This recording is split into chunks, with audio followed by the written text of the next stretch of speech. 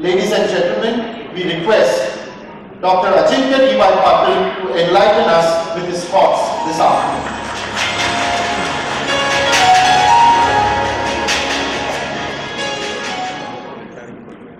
Thank you for the illustrious introduction. For a moment, I thought you were reading somebody else's biography. Maybe you slipped it with someone else's. But thank you for the introduction. I seek the blessings of Sri Satya Sai Baba. I am his devotee. Today is the 23rd of November and it's his birth anniversary. We miss him dearly, but he is there in spirit. So I pray to him that he blesses this great audience and this wonderful event that my dear sister Dr. Nandita is hosting. So I seek his blessings and begin my communications with you. I think when Dr. Nandita told me that I should come as a chief guest for an event, I was a bit surprised because I didn't want to come as a chief guest, rather I wanted to be in the audience and listen to all the illustrious doctors that were going to speak over a period of 2 days, and which I propose to do because the topics being covered in this conference are pretty vast, innovative and imaginative. So today I just want to say the FOGSI has 34,000 doctors or 35,000 doctors, that's what I've been told, amongst its association, और मैं इन्हें नमन करना चाहता हूँ क्योंकि ये जीवन देते हैं, प्राण देते हैं और इस पृथ्वी पे मानव को जन्म देते हैं. तो I bow down in respect to these great doctors who bring life into this planet. There are many professions that the doctors practice, but I think this profession is the most noblest because it concerns about getting a human on the planet, and I think they do a great service to humanity. My sister has always been very dynamic. Sorry, I'll be a bit partial. I should be partial on my biodata today. But as you must be aware that the D Y Patil group has a number of operations around India and the world. But she's the only single person from the family that is self-made. She's not dependent on the D Y Patil group for a bread and butter or for a success. And we all get inspired by her because she had a lot to take care of to continue the legacy of my grandfather, my father.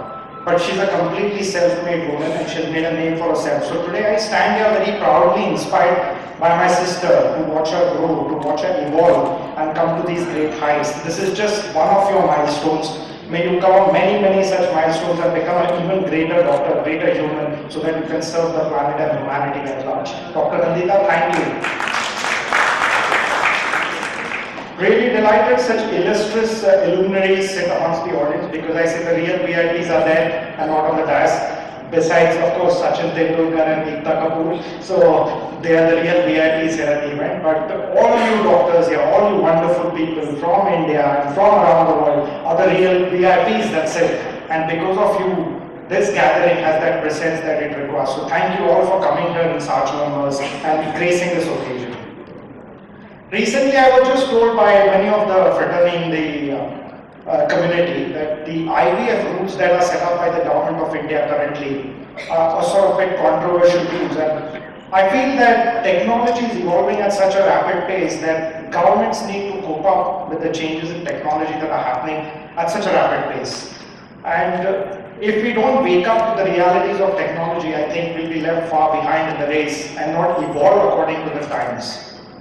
As any civilization grows, as people evolve, we also feel that we should grow with the times. So I think it's important for the medical fraternity to work with the government. And I was very heartened to hear from Dr. Nandita that they're working currently with the Maharashtra government on many projects. But similarly, I feel that as doctors, we may also work on the legislations that have to evolve over a period of time and make it conducive for the medical fraternity to practice in the country. So I urge you all to take up some public life if possible. You're serving society, but I think many of you need to enter into public space so that you can create, evolve and strategize policies that really shape our planet and our nation. Many years back we thought that certain technologies were really science fiction, have now become science fact because many years ago we thought that such things would not exist, but today we see that the world is evolving and so many new technologies are emerging in the medical fraternity, in the technological space. And sometimes I even wonder that at what pace are we progressing? Are we able to cope up with the practice? Are we able to cope up with the space? And many of the topics that you covered, right from inception to delivery, the speakers that are coming from different parts of the world will touch on these aspects. And I feel it's very important to talk about these issues because knowledge is a pursuit of perfection. Knowledge is, like they say in the Indian word shiksha. Shiksha in Sanskrit literally means learning at every moment. And learning is something that we should do every day. If someone says that he knows it all, then I think he's wrong. Because especially in today's time, it's not about experience, it's not about degrees, or it's not about what you do as a mark in society, but it's rather embracing these new learning methodologies and evolving with our times. So for a period of these 2 days, what these illustrious doctors will tell you, I believe will be a great learning curve for everyone here. And these kind of events are very necessary. India is also facing a great problem when it comes to universal healthcare because many of our poor, many of our deprived don't get access to good medical treatment. Still, at this possibility, India is an emerging democracy, India is emerging as a world superpower. But the basic rights of healthcare, education, and free housing, and supply of water and food is still a problem and a challenge for India. And we must really look at healthcare from a complete spectrum of our society as a democracy. Because until healthcare doesn't reach every part of the country, we would not really feel that we evolved as a country. The good aspect of technology is that technology is available freely, technology is available in plentiful, and this can perhaps assist the medical fraternity in reaching remote corners of India where there would be no access to, say, good doctors or good clinicians. And slowly over a period of time, I feel that technology will assist doctors in sort of humanizing that aspect of taking medical healthcare to the parts of India. But there are also concerns because with artificial intelligence making algorithms and giving treatments and treating patients, sometimes I feel that the role of a doctor will be that of an assistance, or will they assist the technology that is really running the show? So I think there is a fine line that we need to draw between what technology can do and can't do. It's something which should not be allowed to monopolize the market. It should not be something that should be monopolized in terms of the thought process. So the collective wisdom of the humans here, I think we have to talk about humans and machines, need to be now gathered together to understand the impact of technology on both treatment, on society, and the way we evolve. But definitely technology will play a big role. Only recently I was at some conferences overseas and I heard Ray Kurzweil speaking on the implementation of technologies in medical sciences.